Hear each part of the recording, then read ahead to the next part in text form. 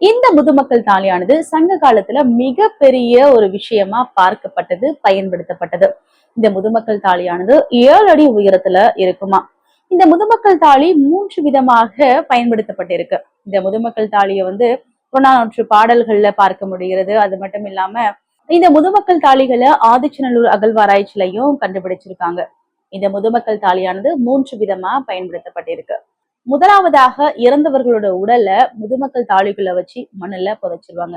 இரண்டாவது என்ன அப்படின்னா, புறவழி பகுதியில இறந்தவர்கள் உடலை போட்டுருவாங்க. ஏன் அப்படின்னா, பறவைகளுக்கு மிருகங்களுக்கு இரை ஆகட்டும், தன்னுடைய உடல் அவர்களுக்கு உணவாகட்டும் அப்படின்னு அவங்களும் சொல்லிடுவாங்க. இல்ல மற்றவர்கள் உறவினர்களும் அந்த முடிவை எடுத்திருப்பாங்க. அப்படி இருக்கும் பொழுது இவர்களுடைய உடலை என்ன பண்ணுவாங்க அப்படின்னா வெளியில போட்டுருவாங்க. பறவைகள் மிருகங்கள்லாம் சாப்பிட்ட பிறகு ஒரு எலும்பு கூடு மட்டும்தான் இருக்கும். அந்த எலும்பு கூட என்ன பண்ணுவாங்கன்னா இந்த பானைக்குள்ள போட்டு புதைச்சிருவாங்க. மூன்றாவதா ஒரு முறை இருக்கு. இதுதான் இதை நான் பார்க்கும் பொழுது, இதை நான் படிக்கும் பொழுது ரொம்பவே ஷாக்கிங்கா இருந்துச்சு. என்ன அப்படின்னா, உயிரோடு இருக்கிறவங்களையும் அந்த பானைக்குள்ள வச்சு புதைச்சிருவாங்களாம். எப்படி இது அவங்களால பண்ண முடியுது அப்படின்னா, கண்டிப்பா அந்த காலத்துல அதை பண்ணிதான் ஆகணும் அப்படிங்கிற ஒரு சூழ்நிலை இருந்துச்சு. இப்ப ஆயுசு நாட்கள் ரொம்பவே கம்மியாயிட்டு எல்லாருக்குமே.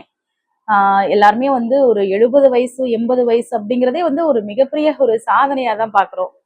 ஆனா அந்த காலத்துல பார்த்தீங்கன்னா 130, 150 அந்த மாரி ரொம்ப வருஷங்கள்லாம் உயிர் வாழ்ந்திருக்கிறாங்க. சங்ககால தமிழர்கள் அவர்களுடைய உணவு முறை, வாழ்க்கை முறை, இதன் அடிப்படையில அவர்களுடைய ஆயுசு நாட்கள் அதிகமா இருந்துச்சு.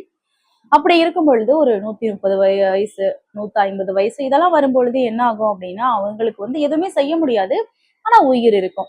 சோ அப்படி இருக்கும் பொழுது அவர்களை பராமரிக்கவும் முடியாது இல்லையா? அவர்களோட வேலையை செய்யணும் அப்படிங்கிறதுனால என்ன பண்ணுவாங்க அப்படின்னா, இந்த முதுமக்கள் தாழிக்குள்ள அவங்கள வச்சு கொஞ்சம் தண்ணி வச்சிருவாங்க.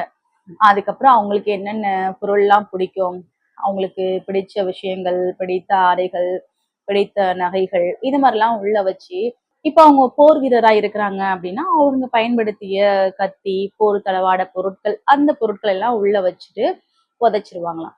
இப்படி புதைக்கிற ஒரு நிகழ்வானது ஒரு விழாவாக கூட எடுத்து செய்வாங்களாம். நல்லா வாழ்ந்த மனுஷங்க இந்த மாதிரி ரொம்ப வருஷம் வாழ்ந்துட்டாங்க, இதுக்கப்புறம் ஒண்ணும் செய்ய முடியாது அப்படின்னா அவங்களுக்கு விழாலாம் எடுத்தெல்லாம் செய்வாங்க. இது அவங்க சொர்க்கபதம் அடைகிறதுக்காக இசையெல்லாம் இசைத்து ஒரு மிகப்பெரிய விழாவாக இதை கொண்டாடி தீர்ப்பாங்களாம். இப்படி இந்த முதுமக்கள் தாலியை பயன்படுத்தி இருக்கிறாங்க.